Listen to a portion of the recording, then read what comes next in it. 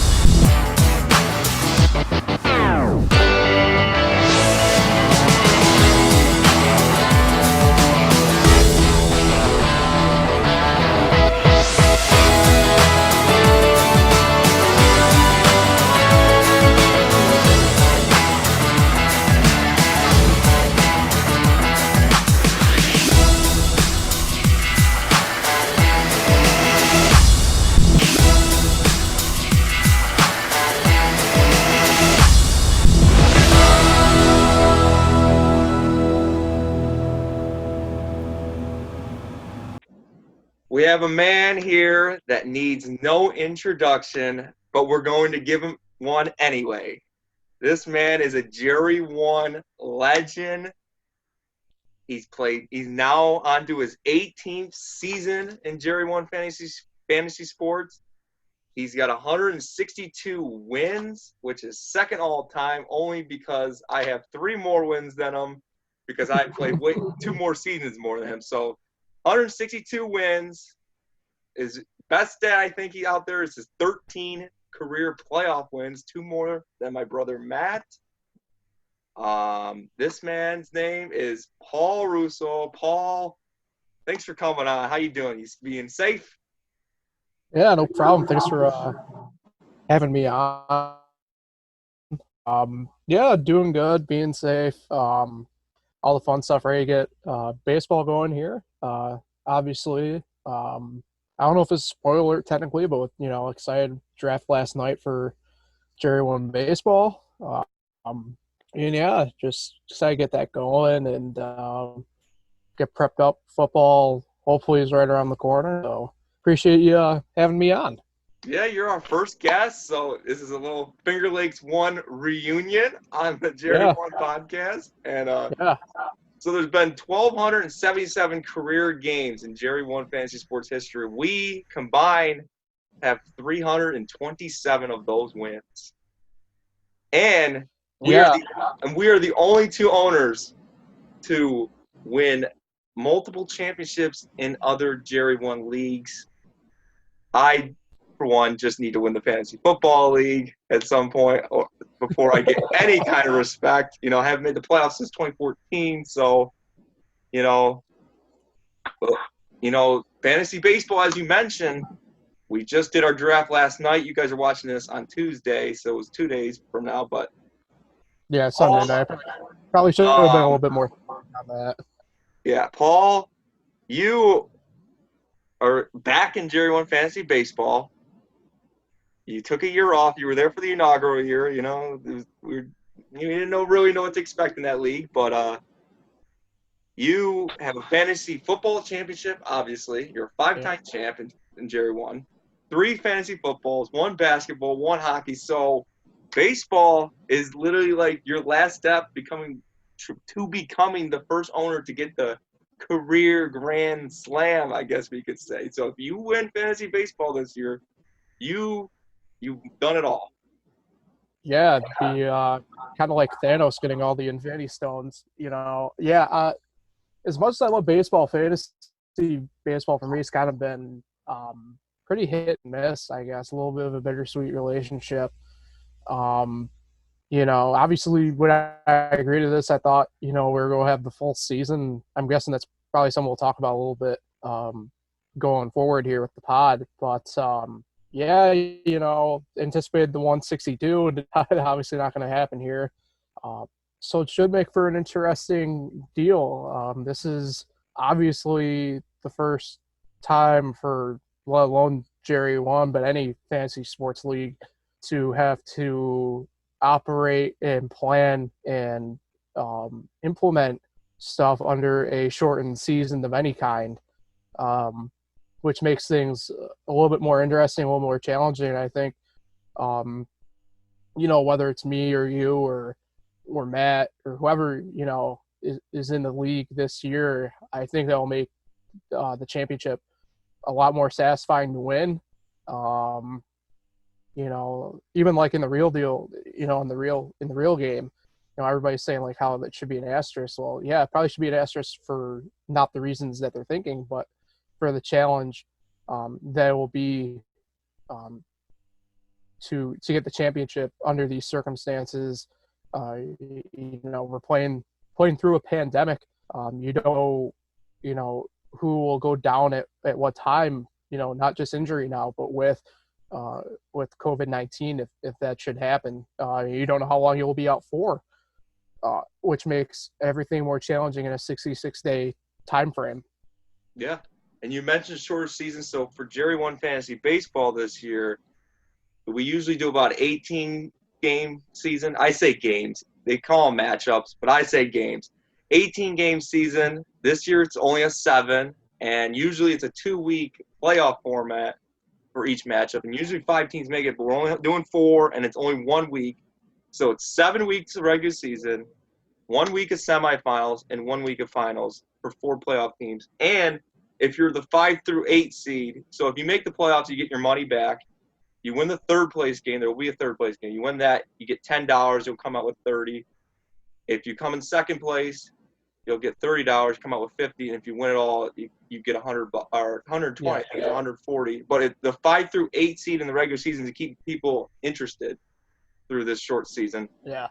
The 5 through 8 will play a 4-game tournament, and the winner of that gets their money back as well. So Paul, we just had the draft on Sunday. Yeah. Yep.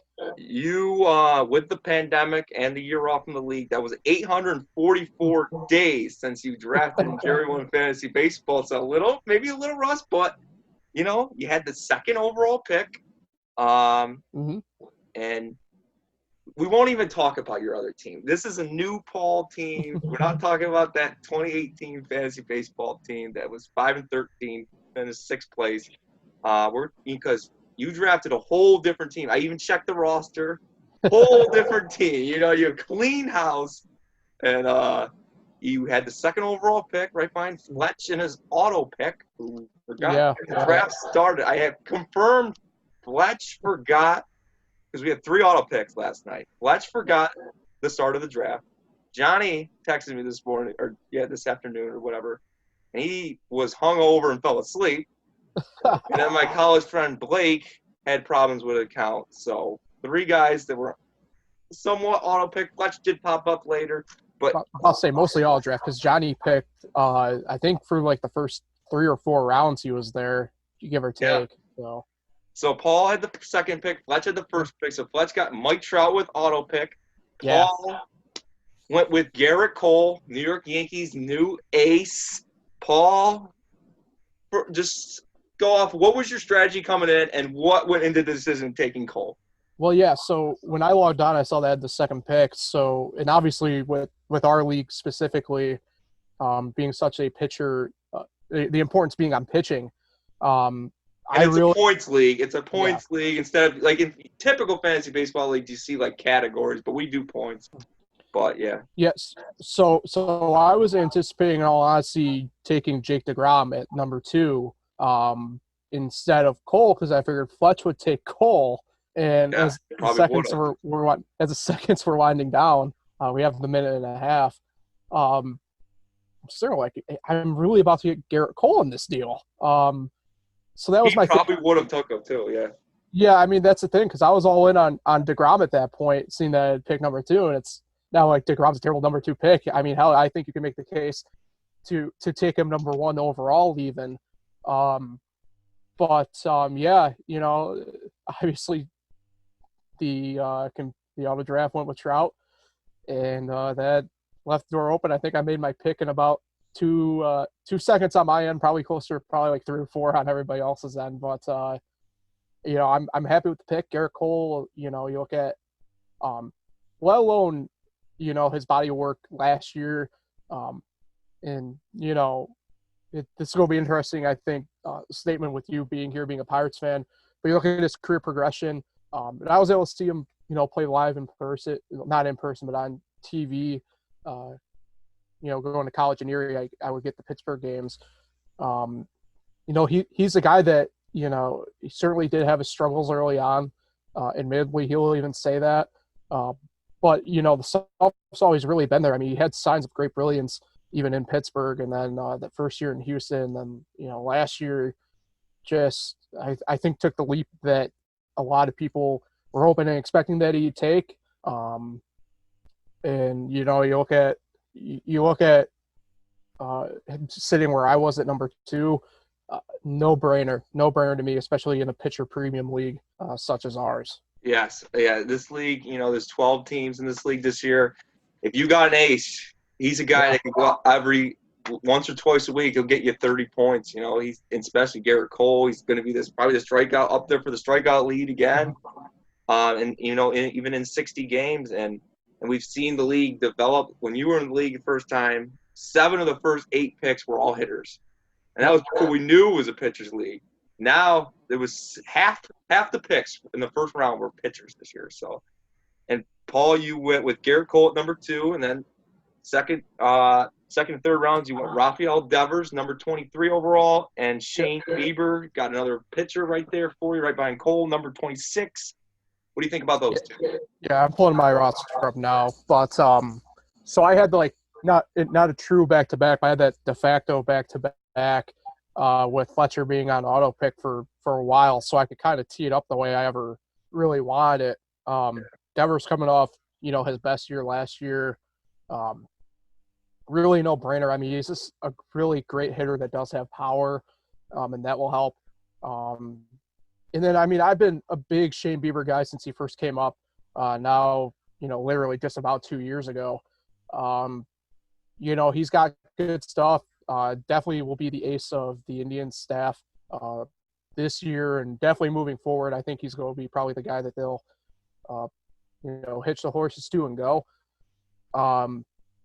So, I mean, you know, this is going to sound, you know, maybe a bit bad that I'm going to say it this way, but, you know, look at Bieber and you hope that he doesn't have, you know, the sophomore slump. But I think what will help him obviously is, you know, the shortened season. Shortened season is such a key in fantasy this year.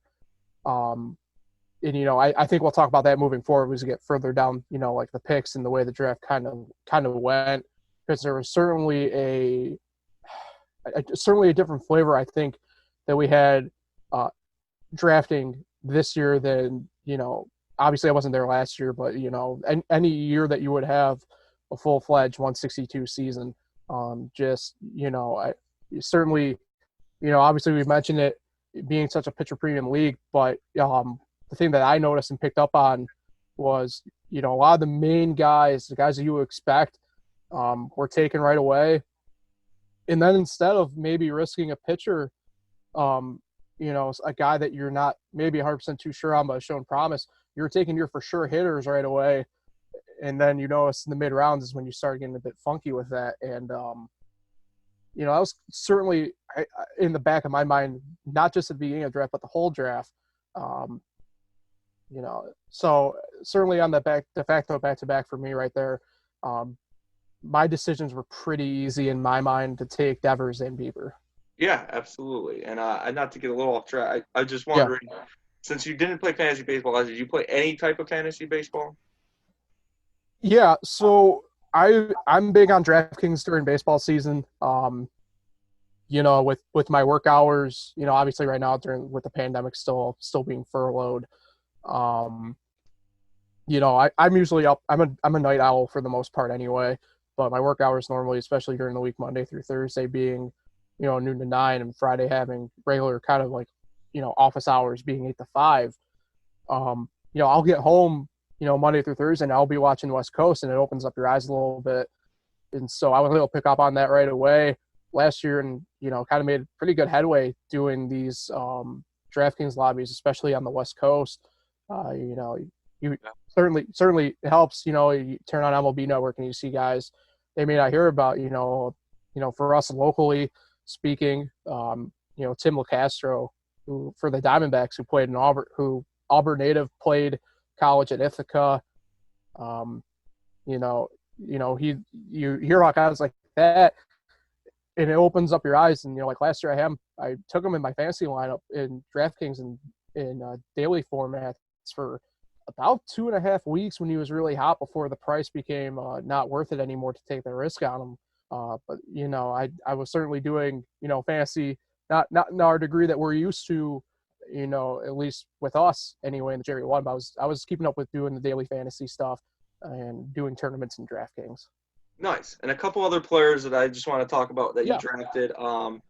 One you drafted at pick number 50, a guy who no other owner has to deal with this guy, Shohei Ohtani. Yeah, Shohei Ohtani. What? So I don't know if you know the rules with him. I'm pretty I standard. do. If he's pitching, you can only get pitching stats if you put him as a pitcher. If you want to put him as a hitter, you can only get hitting stats. Usually he does. Does he hit when he's pitching? Yeah, he'll pretty much use his DH exclusively. I'm sure I'll get time in right field, potentially if they got to put him out there. Do you want me to answer like my thinking on taking him or? Yeah. Talk a little bit about. Yeah. So, going into the draft, he was ranked 90th overall, just in the overall player list. I took him at 50. Really, in my mind, the only true reach I had in the draft. But my thinking on it was, he's guaranteed to pitch once a week.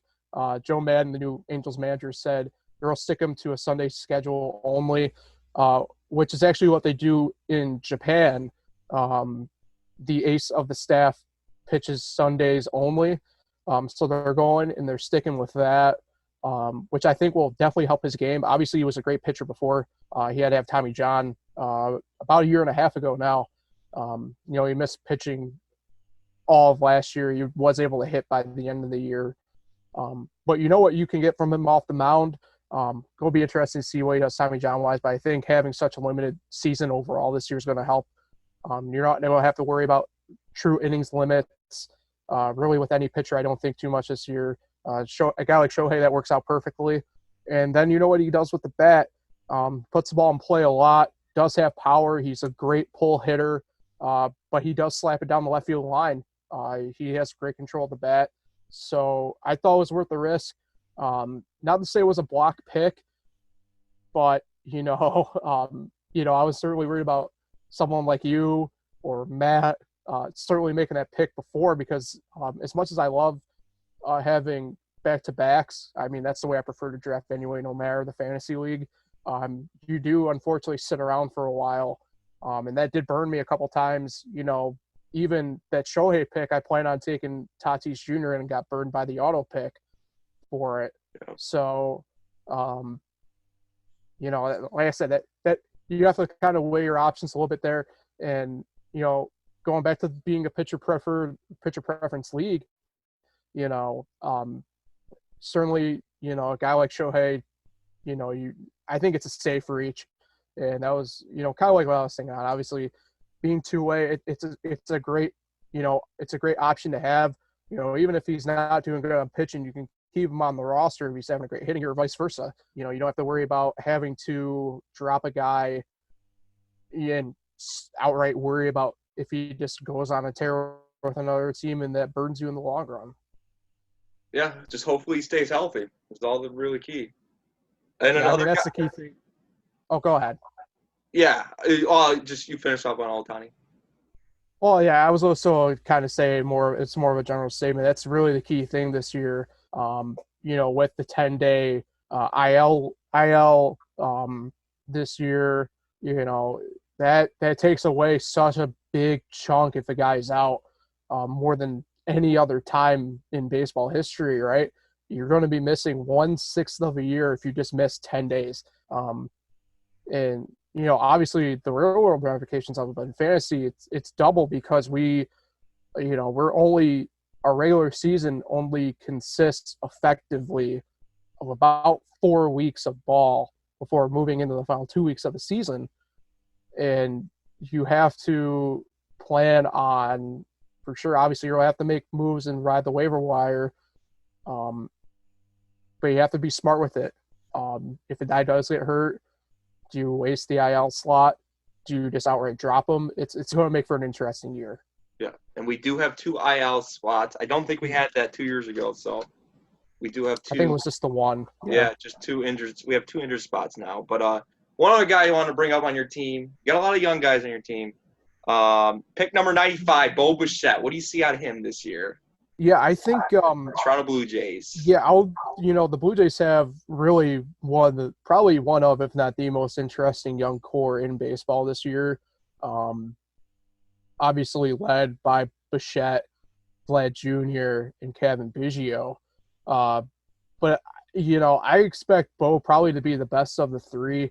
I think he's more poised than the other two to not go into a sophomore slump. He didn't have a super tremendous high strikeout rate for a rookie, which is a good sign. My thing too, I think at that pick was I still needed a shortstop. He popped up on the next, the list, when he come up on who was where and everything like that. I was all over him. Like I said, I really wanted Tatis Jr. Got burned by the auto pick on that. And a guy like Bo Bichette, might work out better for me than taking Tatis Jr. as high as I wanted to take him. In all honesty, you sit back a little bit and think about it. I was able to take Tatis Jr. in about the 4th or 5th round. I ended up getting Bichette. Pick 95 is what? I think the 8th round or something like that. So yeah, something like that. So it's gonna work. It's definitely not as big of a risk, and I think the ceiling is a little bit higher in that realm than taking a guy earlier where the ceiling is a lot lower. Yep. And one thing I did like about your draft is because I noticed this looking at a lot of the teams, and you, me, and Matt, I think I would go out and we did this really well. We went out and got closers on our team. Yeah, not to toot our own horns here, not to interrupt either, but I definitely thought us three drafted the best. But yeah, and I was going to ask you who's your biggest threat later, but not to toot our own horns, but I thought us three definitely drafted the best. But you went with Hand, Leclerc, and Colomé. Yeah, Colomé. Yeah, and there's a couple guys in this league. I'll get to them later, but they don't even have a true closer on their team, and I think it's just people experience in the league, knowing the league. It's nice to have a closer for a guy that can get you a save, because a save is worth 5 points. And you also get the points for the stats in the inning that they pitch. So it's nice to have those guys to give you some bonus points throughout the day. Yeah, so, Leclerc is actually a guy I kind of want to talk about a little bit, because I am timid. I was timid to take him at the time, but I needed to get a reliever in there. But you mentioned Column A. I think we know, everybody knows pretty much about Brad Hand at this point. But Column A actually had the major league best save conversion rate last year, which I don't think many people actually realized. He only had 33 opportunities by the time he was entered into the full closer role last year. But he had the best, conversion rate of those, which is certainly an interesting deal. I look at now, and I took, H.A. Puck was an interesting pick to me as well. Is he a starter? Looks like he's actually on. Is he? So the A's are real playing. I think are really using him in the bullpen more this year, coming off of his own Tommy John surgery. He's actually on the 10-day IL. They put him on today, so we'll be already in an interesting spot there. But yeah, I kind of looked at it, and then I also took a guy, my last pick, Tyler Rogers, who is the brother of Taylor Rogers, the Minnesota closer, and even he's in spots to get saves this year, the way it sounds with Gabe Kapler in San Francisco now. So it goes back to obviously scoring with the pitching. To me, a guy top of my head, just to bring it up, it's not like he's a bad pick by any means, but you think of a guy like Zach Britton, he's not in that true closer's role. His save opportunities will be so few and far between anyway. Is he going to get a lot of action most weeks? Yeah, he'll be a guy who's probably in there at least 4 times a week. But he's the setup guy. He's not going to get the true save opportunities that a guy like Leclerc or Hand will have, or Column A will have. So that was my thinking going through it. There's, to me, it didn't make too much sense to take like a middle of the road guy. Could he get you the strikeouts and everything like that? Yeah, absolutely. But he's not going to get you the major points that a save would. Yeah, and when you have like me and you and Matt taking 3 or 4 closers on a team, and there's some MLB teams that don't even have a legit closer right now. No, that's the thing. 12 fantasy teams, that's 12 to 16. Yeah, that's like 12 closers just on our team. So you had to really go out and get a closer in this draft. And now let's talk about week 1, Paul. It starts on Thursday. It's a 10-day matchup. 11-day matchup. 11-day matchup with and you are taking on a Jack DeRue team. Yeah. Not a lot of history between the Paul versus Jack, I think just a handful of matchups, right? Yeah. Pretty much. Yeah. He's 2-0 against you in fantasy baseball, but this is new, Yeah. Like, you have the 3rd hardest schedule by records of the first 2 years, but we could just throw all that out the door. Who cares? This is a new season. Fantasy, it's a new year. So let's look at this Jack team. Jack went Bellinger, Soto, and Morton as his first 3 picks in the draft. Starting pitching is a little bit Jack's downfall, I would say. He's got Blake Snell. A lot of questions with him. I was about to say, you're calling that a downfall, because that's a very interesting starting pitching squad that he's got, in my opinion. I mean, what's your mindset going into this game against Jack? Well, I kind of look at his team, and I do enjoy taking players from the same team, but I actually drafted Greinke and Verlander, so yeah, but he's got. I think pitching you can do it a little bit better than hitting, because I noticed. Going back to like DraftKings a little bit, I noticed last year, like if you just get the matchup wrong, it really does burn you. For instance, he's got a lot of the Dodgers in there. He's got Bellinger, he's got Lux, he's got Turner. Not to say that's a bad thing, but say for whatever reason you're going and it's like, say it's Sunday and it's coming down to maybe anything less than like, say, a 10-point battle, or it could be a true swing. And every game they means so much. Yeah, yeah, and they just run up on a pitcher who's, not even so much maybe a no-hitter, but it's just on someone where it's like a 3 or 4 hit game, and they go the distance or something like that. That could really hurt you in the long run. Like I said, not to say that I didn't do it. I believe I did it with Cleveland, actually. Actually, I could be wrong in that. No, yeah, I think I only did it really with Atlanta. Atlanta's really my only overlap hitting wise, but hitting wise, he does have a really good. He's got a lot of power in that lineup. Just going down like Sanchez, Bellinger, Lux, Chapman, Polanco, Soto, Schwarber, Santana, Turner. Those guys can all hit the ball out of the park. And this pitching staff, especially this star's really interesting. Got a guy in Zach Gallen on the Diamondbacks that was a guy I was targeting in the mid rounds. And then you got obviously the Tampa Bay guys with Morton and Snell. McCullers coming back.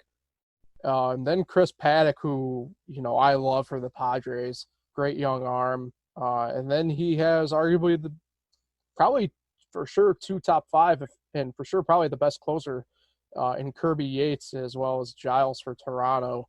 All on the starting. And you got to keep in mind, lineup. Jack's been in this league since the very beginning, so it's Yeah. really, you notice that with experience. Andrew Fletch, it was their first year. A couple other guys only on their second year. Jack's been here to the beginning. He's been to the finals. He knows what he's doing, and he's a big baseball fan, so he knows baseball players. And I think it should be a good matchup between you two. Yeah, I'm looking forward to it. I'm looking forward to everything. Baseball's such a fun and interesting deal, fantasy-wise. So many options you can do. You theoretically have a transaction a day available in a given week, which is what will be interesting.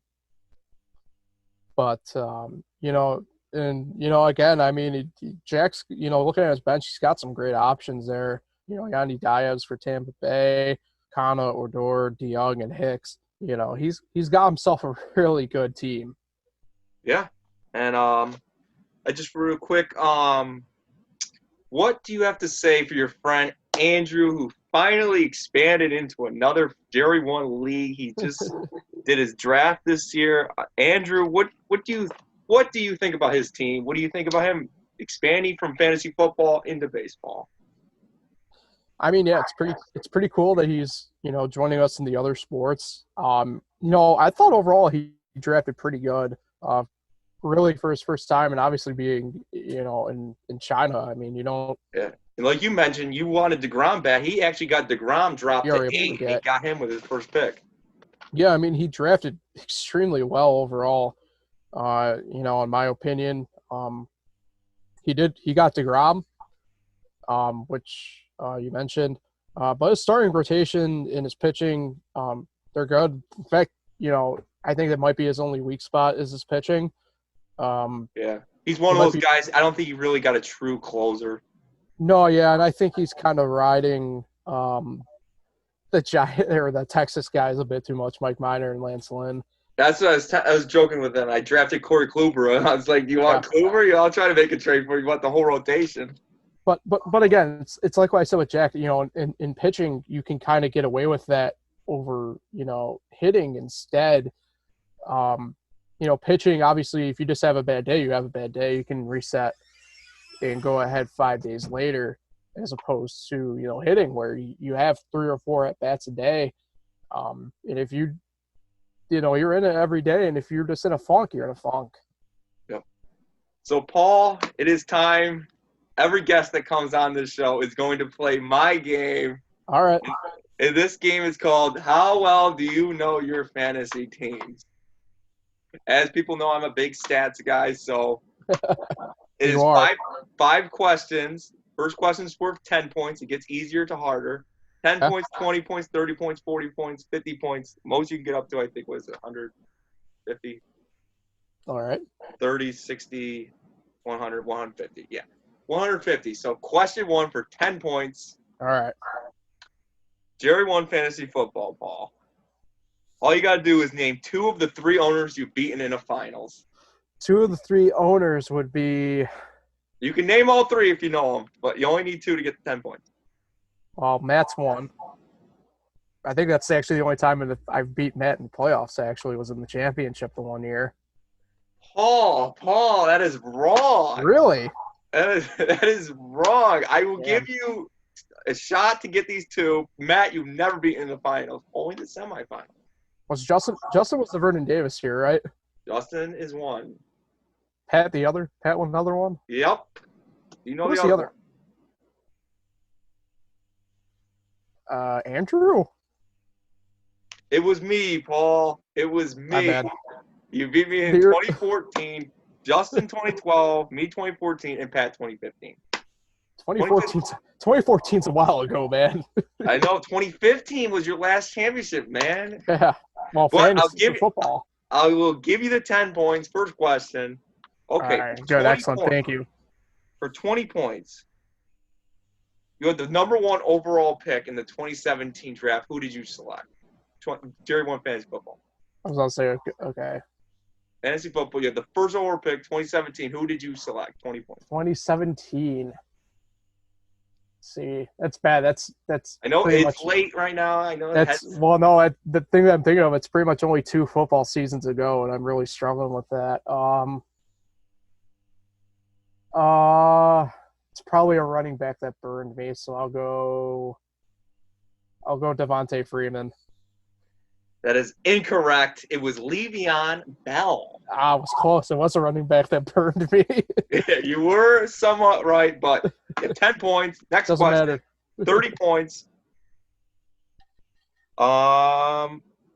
Okay, you played my college friend Nate Severance in 2018. You played him in 2 different finals at the same time. Yes. What sport did you beat him in? I think that year I beat him in 2018. This was your last championship that you won. Hold on. I'm trying to remember right. You were playing him in 2. Which one were you beat? Which one did you beat him in? You lost to him in 1. Which one did you beat him in? I think I beat him in hockey. That is correct. Yeah, I was lost in basketball, but you beat him in hockey. That was last year that I did 2 basketball and 2 hockey, and I was in the finals in all 4 total leagues. If we had JERRY1 documentaries, that 2 weeks there that you 2 were playing in the finals in both leagues should be definitely an episode. The Last Dance. Yeah. Okay, Paul. 40 points right here. Your favorite league. You knew I was gonna have to. You knew this was gonna be one of the later ones. Fantasy college basketball. Oh, jeez. I made it a little easier. Let's see if you can remember anything here. Who did you lose to in the semifinals of that year? The lone season. Who beat you in the semifinals? I have no idea. I can't remember everybody that was in that league anyway. I'll give you a hint. Okay. Probably shouldn't give hints for 40 points, but I will. Well, I was going to take a guess. He is someone in our fantasy football league. Jaron. No, incorrect. It was Justin. All right, you still got 40 points. 50 points on the line here. You know. Okay, this is a really tough question. This is gonna be. I don't know. This is why I made it 50 points. But 2012 fantasy football. You were 10-2 overall in the regular season. You finished 11-3. You lost in the finals that year. What 3 owners did you lose to that year? 2012. Remember, it's a 6-man league, so it's not that many options. Yeah, so I know I lost to Matt. Yep, in the finals. They're all different owners. Yeah, I lost to Matt. I believe I lost to you, didn't I? Yes, you lost to me. Now, can you make a stab at this last one? Who did you lose to? I think I lost to Andrew as well. Incorrect. I was probably you lost to me week 4, Justin week 5, and Matt in the finals. You know what? You got. I'll give you 25 points there. Oh, thank you. I What a will give guy. you know, it's the first episode. I'm being nice. I'll What a probably have to guy. be nice. So you finished with 65 points. So What a you know guy. what? You know your fantasy teams. But before you go, Two-thirds Paul, of them. yeah. I can't wait to see other people try to do these questions because I'll make them hard. But we can't have you on the show unless we talk a little fantasy football. Yeah, Paul, absolutely. 10th year of fantasy football coming up this year. Mm-hmm. You're a three-time champion. And then, like I just mentioned, 2015. It's been almost a near half decade since your last championship in that league. Yeah. But you've made some playoffs. You made some finals. It's just there's this Matt guy, Matt Felice.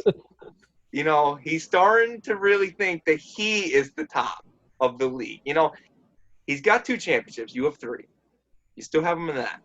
Yeah. But if Matt wins another 10-man league championship, does he pass you? And what does Paul have to do this year? I think for me, Colin, you look at kind of this year, the past year, really how it went. I just, I think, I got caught up in trying to figure out not so much my running back situation, being such, a running, and this is the way all fantasy football is now, just being such a running back dominated deal. You can still find diamonds in the rough there and get away with it. I know 2 years ago I kind of rode Marlon Mack for the better part of about 2.5 months. But it's so hard to find consistent wide receiver play overall. I struggled, not struggle. My other fantasy football league I play in, it's a PPR league. And I had Adam Thielen on there on my team. And, even as a number 1, he was still struggling.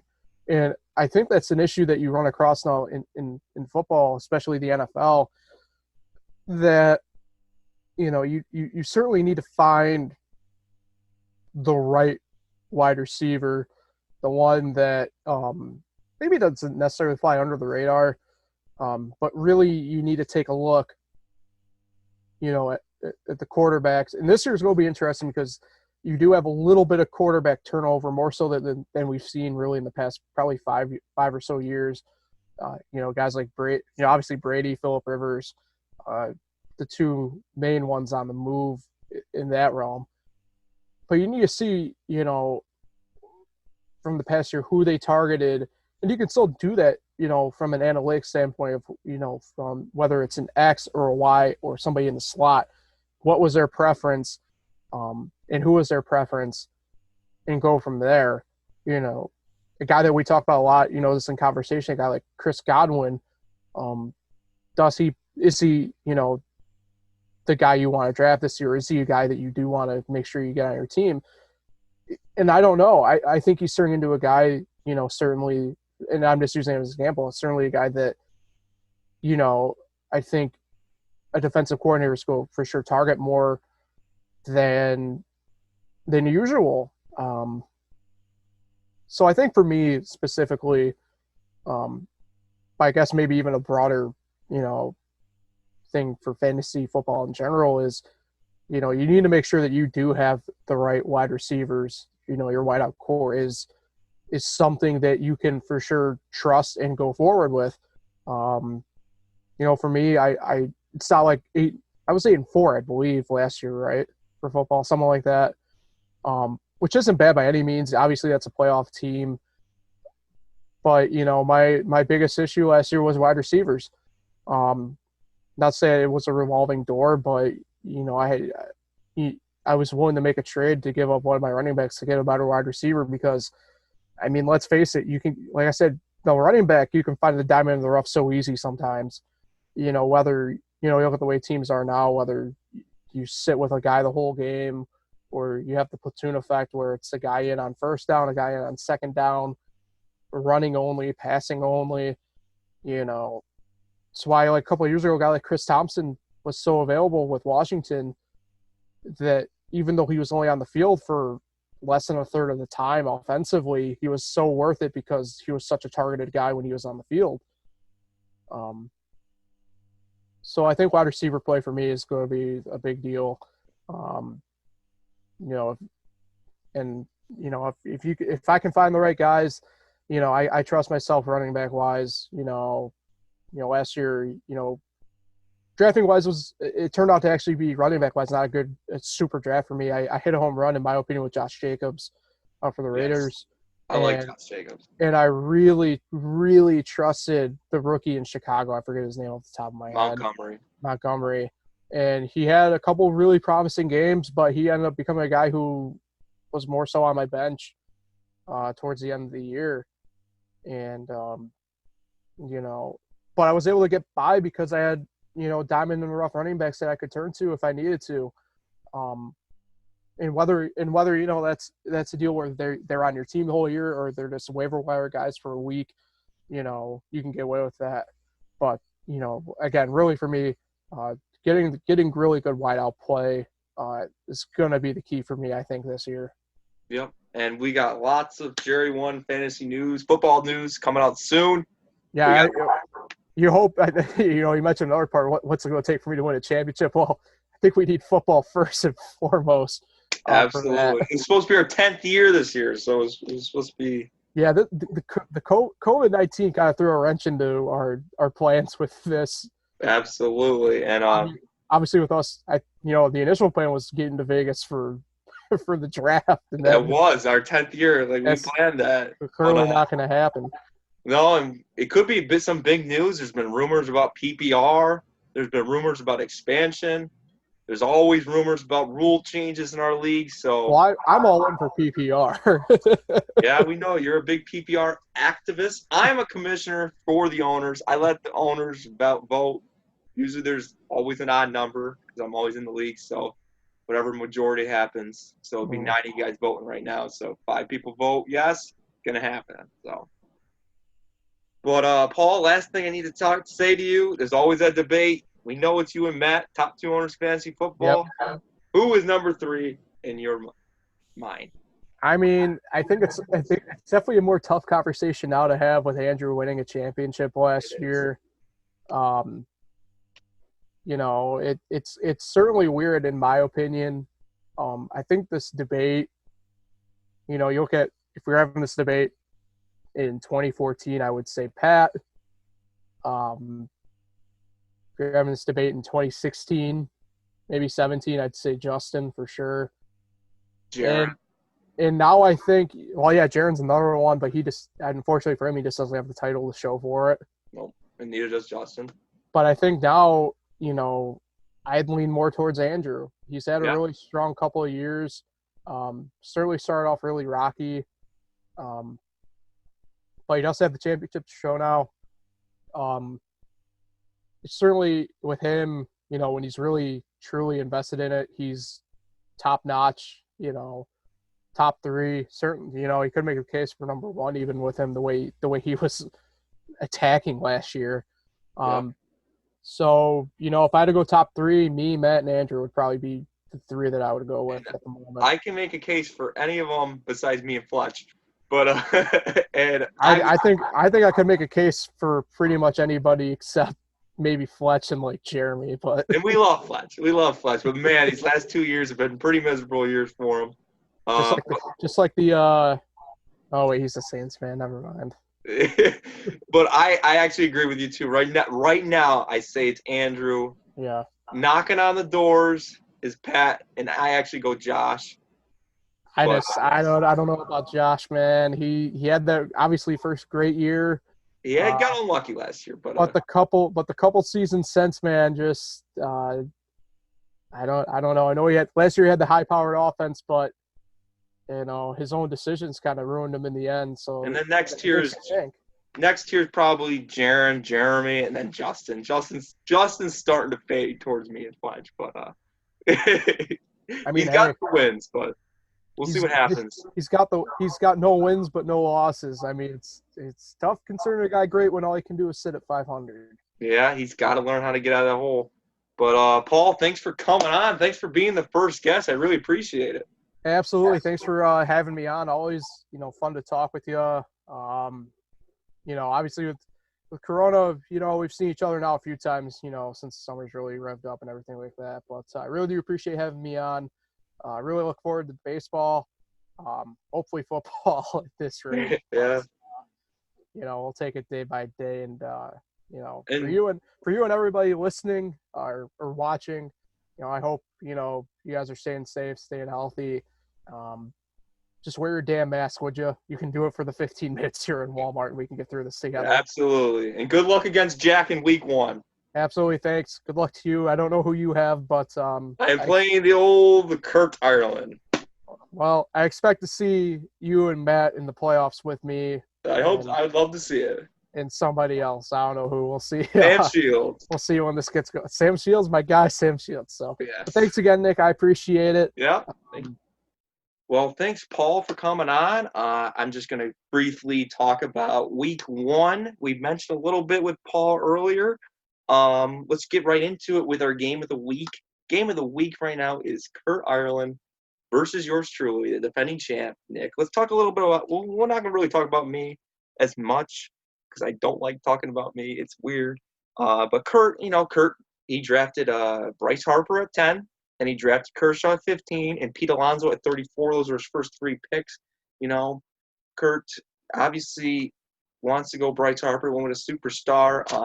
I think Bryce Harper is a little overrated, in my opinion.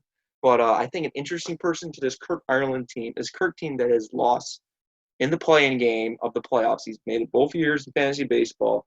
He's lost in the play-in game 2 years in a row now, and I think a guy that really could be key for this Kurt Ireland team is Madison Bumgarner. We'll see what he does. Madison Bumgarner, he took him, I don't know what pick it was, but Madison Bumgarner, we'll see what he does. I think he's an interesting player for this Kurt team. I don't know how he's going to do with Arizona. We will see. Moving on, we already talked about Jack and Paul. Well, I've won 2 straight against Kurt, and then Jack has won 2 straight against Paul, and Paul's never beaten Jack, so we'll see what Paul does week 1. I wish the best of luck to both those guys, and we move on to the Johnny and Andrew game, and we've talked a little bit about Andrew a little earlier. He got Jacob DeGrom, which I thought was a little bit of a slide 8, and it had to kill my buddy Josh, who picked right behind him, because Josh only knows Jacob DeGrom, I think, as a baseball fan. He's a Mets fan, and so I think getting DeGrom at 8 was kind of a shocker in my opinion. But Andrew got Arenado and Springer. He went hitters after he got DeGrom, and I think we talked about it is Andrew doesn't really have a true closer. I think that could be the downfall for this team. It's his first year in the league. We'll see how he does. It's his first time playing outside of fantasy football, so he'll make some magic, he'll work some moves out. We'll see how he does. On the other hand, Johnny, your defending runner-up, who I beat in the finals, he fell asleep and was hungover during the draft. But auto pick got him Christian Yelich at number 3. And he got J.D. Martinez and Jose Ramirez. So auto pick, which I've noticed auto pick drafts mostly hitters, which is not the best for our league because you really want an ace. But I think he's got a really good team hitting-wise. I think he can make some moves. Zach Wheeler is his ace. Maybe Zach Wheeler has a standout year. We'll see what Johnny does to help that pitching staff. But, this Johnny-Andrew matchup is a very interesting matchup. Their first meeting, obviously. You got 2 Sankofa people. One's related to me. One is not. Andrew is not. Andrew is in China still. He's worked when he's played in China. It's worked, so we'll see how he does. It's worked when he's played fantasy football. We'll see how he does in fantasy baseball. Johnny, big year out of him. See how he does bouncing back from losing the finals. So we move on to another matchup. It's the Sam versus Larry matchup. Sam Shields, my brother's college friend, and Larry, my college friend. And if you're Sam, I think experience has helped him in this draft. He got Lindor at 11. He got Jack Flaherty, who I really like, at 14. And he got Patrick Corbin at 35. So he went pitchers in the first 3 picks, I think. He could use a little bit more closers on the team. But as we mentioned before, closers, and, there's not that many in the leagues. And there's 12 of us. If you have 3 or 4 closers on one team, couple of these teams are missing closers, so we'll see how they do. I do really I do like Taylor Rogers, the one closer Sam does have. Taylor Rogers of the Twins, his closer. I do like him. Paul, I mentioned him earlier. I think Sam experience showed in this draft. I think he's going to be another threat. I think he's got another threat. He's never missed the playoffs in JERRY1 Fantasy Sports in 4 seasons. So I think he's another threat. Downfall for Larry. I think Larry did an absolutely great job with his draft. I was pleased with Larry. He got Strasburg at 12. He got Bregman at 13. He had the back-to-back last pick there in the first round. And then he got Blackman and Kentel Marte on the other way around. So, and then he got Vladdy Jr. So I love Vladdy Jr. I really do. He got a solid team. He really does have a solid team. I like this Larry team. The only thing I don't like about Larry in week 1, he's playing Sam Shield, a guy that he's never beaten. He's lost 5 times to him in 5 meetings. We'll see if Larry can turn the tables against Sam. It has not worked. But, this is a new season. This is a short season. Every game really means something. So, next game we'll move on to is Matt versus Blake. Matt, my brother, and Blake, my college friend. Blake had a little bit of trouble with his account. He's good now. Blake did not get a good pitching team, but he did get some good hitters. He got Ronald Acuna at 4. That's he got, I think, Trevor Story at 21. I'm trying to read my hand right here. And Starling Marte, my boy, at 28. And he also got Chris Bryant back, who he had on his team last year. So, obviously pitching is not there. I mean, this Andrew Heaney is his top ace right now, but this is a Blake guy who was number 1 in moves last year. He had 118 moves in an 18-week regular season last year, and I think that's counting playoffs too. So that was, and I was second in moves with 96. So I mean, that's over 20 moves more than the second place guy and made moves. So Blake is not afraid to make moves. Moves are back available today on Tuesday. He had 104. That's his crazy stat. Blake had 104 moves than Tom, my college friend Tom, who's not in the league anymore last year. He had 104 moves than him. So Blake is not afraid to change up the team. I think he could find some key pickups throughout the season. I think he can really fix that rotation. And I think Blake was the number 1 seed last year. He started off 0-3, but he won, 13 of the next 15 games. So he got that number 1 seed. So we'll see what Blake does in here too. He's playing my brother, who's an interesting team. I think Matt drafted great last night. He got Scherzer at 7. He got Betts at 18, which was a surprise. A lot of people slipped on Betts. I don't know why. I think they're nervous because Mookie's talked about quitting. They got Altuve with 31, and then he got his boy Kyle Lewis in the last round. So I think he drafted a solid team. He's got closers. He's got a good pitching staff. He's got a good lineup. I think this is a Matt team that finally we can start talking about maybe a championship with JERRY1 Fantasy Baseball, because this is a Matt team that it doesn't get the recognition because he only wins fantasy football. He did win fantasy college basketball, but hoorah. But he needs to win another league. He's been in the finals twice in fantasy basketball. He's won a points championship in fantasy hockey. Fantasy baseball needs to make his name. He made the playoffs 1 year, 2018. Needs to make his name. He'll play Blake. The 2 of them split last season. So, and then the last game is Fletch versus Josh.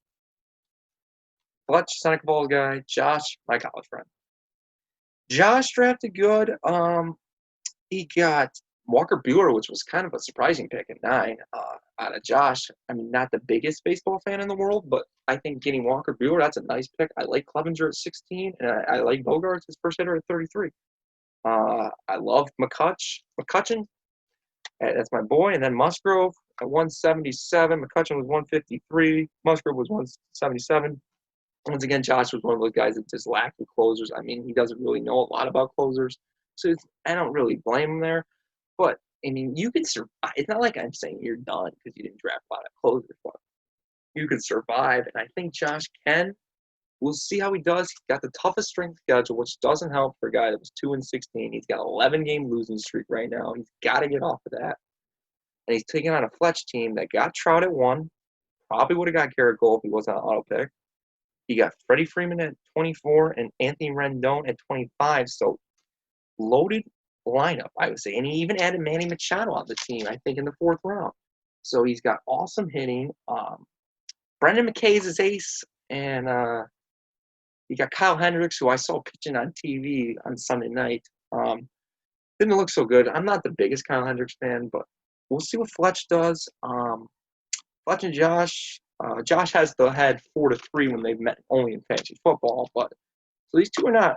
They know these two know each other, so we'll see how they do. I think week one. If you can get a win in week 1, it is 11 days, still a 7 maximum pickup. I think if you're going to win week 1, I think you can really boost your confidence, get yourself started. I think if you can start 2-0, 3-0, there's a really good shot you got at the playoffs. So, and only 4 teams make the playoffs this year. So those are your matchups for week 1. We talked about them all. I just want to thank Paul for coming on here in episode 2. Who's next? Who am I going to talk to next week? We will find out and see. But for now, I've been Nick Felice, and this has been the JERRY1 Fantasy Sports Podcast, episode number 2. Enjoy week 1. We'll come back next week. We'll still talk week 1, and we'll see how the matchups are going. Enjoy the baseball. Enjoy JERRY1 being back.